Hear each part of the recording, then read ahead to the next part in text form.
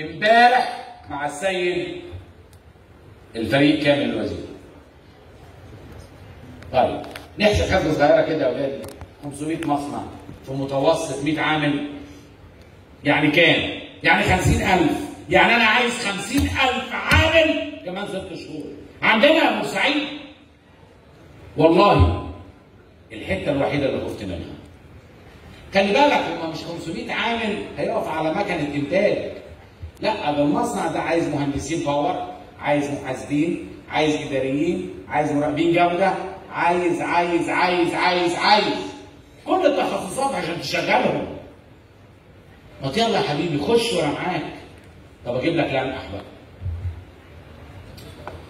اصل احنا عندنا محافظ ما بيعملش حاجه ما بيبصش لقدام.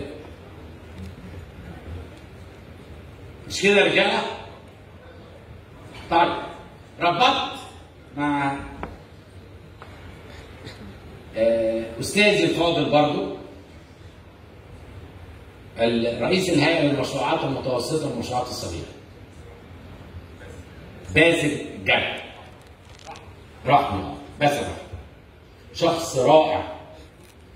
لما استضفناه هنا ونزلنا دخلنا انا وهو حي الضواحي على ما افتكر في الاسراء. اولا لن انسى محبه هذا الرجل، اني وقفت قدامه وقلت له شفت انت عامل حاجات جميله ازاي؟ قال لي اطلع عايز ايه؟ ما انا قصير ومن شبرا. قلت له نوافذ العمارات هتكلفني حوالي 2 مليون. هنعمل كل الجمال ده ونوافذ العمارات اللي هي الوصلات اللي داخله العمارات للصرف. اسمها ايه؟ اللي هي اسمها نوازل دي. ما انا هزود جيش. نوازل العمارات دي واللي هي عدادات الميه والحاجات دي هتكلف حوالي 2 مليون وانا غلبان ما معيش. ربنا يبارك له. عمل دراسه في 3 ايام قال لي التكلفه 7 مليون، انا شلتهم وبعت لي التصديق بال7 مليون.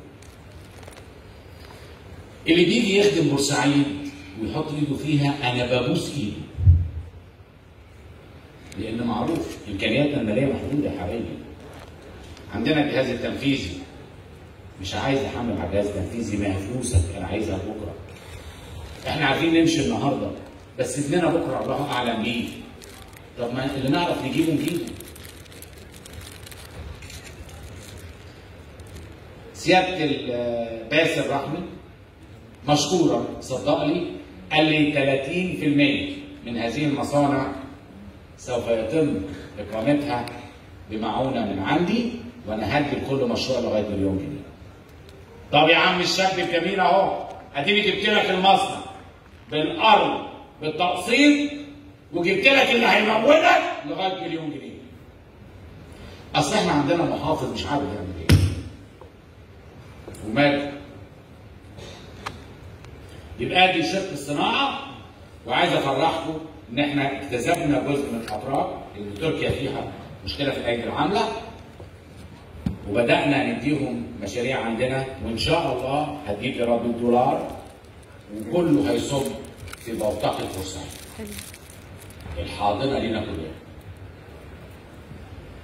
طب السياحه استغلينا وجود السيد رئيس الوزراء وصدقنا على 3 حاجات قاتلين قد يعجبوا او لا يعجبوا. الاولى واكدنا عليها واحنا مع سيادتكم امبارح الفنار التاريخي بتاع بورسعيد هنضمه للساحه ونرفع كفاءه الفنار ونخليه مزار سياحي ضمن بورسعيد. ايه رايكم؟ طب خدوا الانقح وخليها في الرفس. تصدق على المرحله الثالثه للممشى. هيبقى عندنا الممشى من اول قاعده تليسابس حتى المعديه 3 اشهر هتستلموها مني. طب خد الانقح. تصدق على نقل تمثال. لسه بقول والله لسه بقول والله. ايوه بس خلوها في سركم على ما اخلص التصديق بالورقه والقلم. طب خد لمحه. خد لمحه. احنا عندنا بورسعيد انا اسف يا فندم طولت بس ده النهارده عيد. عيد بورسعيد وعيد المساكه معانا.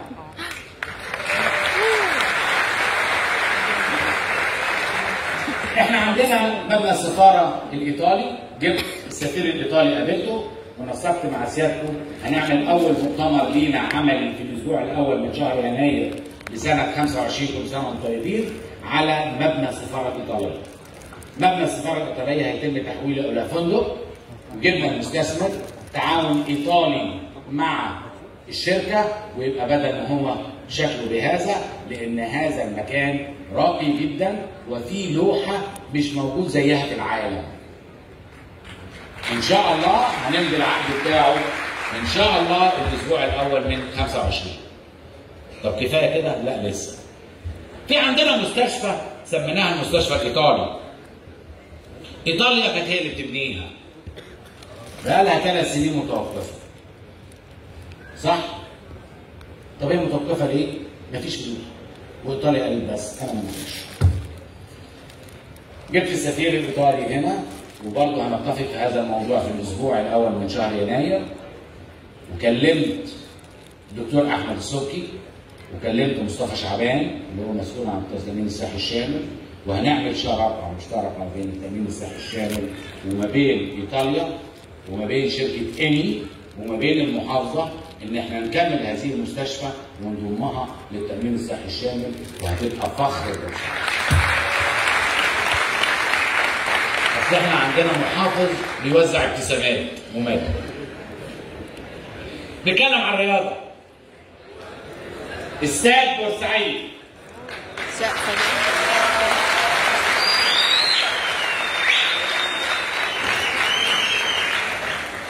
استاد بورسعيد شرفنا السيد وزير الشباب والرياضه 4 مرات في الاحتفالات بتاعتنا، واخر قرار تم تغيير الشركه الهندسيه او قياده الشركه الهندسيه اللي هي شركه النيل اللي بتقوم بتنفيذ المشروع، وقابلنا المدير الجديد استضفناه عندنا هنا في بورسعيد. ايه ده؟ هو المحافظ بيشوف اللي قدام؟ اصل ما بيشوفش اللي قدام ليه؟ بيوزع ابتسامات ومال. واتفقنا معاه قرار نهائي تسليم الاستاد منتهي في اول 7/25.